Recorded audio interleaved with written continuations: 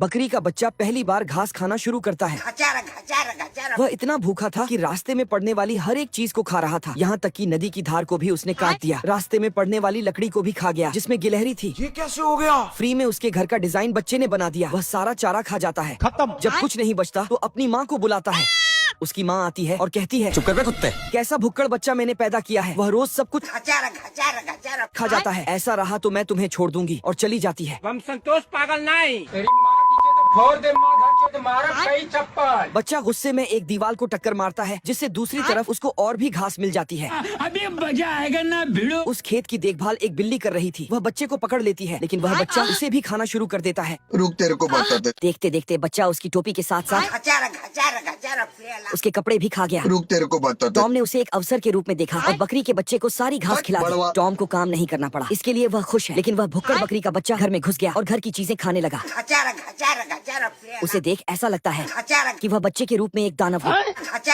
आखिरकार टॉम को चूहे से मदद लेनी पड़ी। चूहे ने उसे रॉकेट से बांधकर वापस भेजने का आदेश दिया। तब तक बच्चे की माँ आ गई। क्या रे भिख मंगिया? अरे बाप रे, क्या कर रहे हो तू? और टॉम को ही रॉकेट बनाकर उड़ा दिया। भुक्कड़ बकरी का बच्चा अब की बार पटरी खा गया। और ये ही नहीं, इंजन का पिस्टन तक खा गया। कुछ दिन पहले इसे किसी ने भेड़िए के दरवाजे पर छोड़ दिया। भेड़िया जब तक कुछ समझ पाता तब तक वह फर्श सहित घर का फर्नीचर तक खा गया। ऐसा मत करो मेरी जान। पेंटिंग में बनी महिला का लहंगा नोच लिया और सब कुछ खाते खाते भेड़िया का तंबू चबा गया। अब भेड़िए के पास सिर्फ लाल लड़कियों वाली लेगी ही बची है।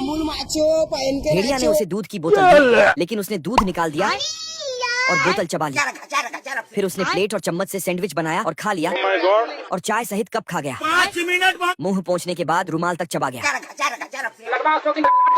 भेड़िया उसे बाहर चराने के लिए बांधने गया। तब तक उसने रस्सी चबा लिया और रास्ते में पड़ने वाले जूते को भी खा गया। अच्छी बात यह है कि वह शाकाहारी है, और ये भी कि भेड़िए की 29 उंगलियां सलामत है। अच्छा ठीक है। भेड़िया ने उसे टावर से बांध दिया और जाने लगा। तभी पीछे देखा तो टावर गायब था, ऊपर खाली पंखा था।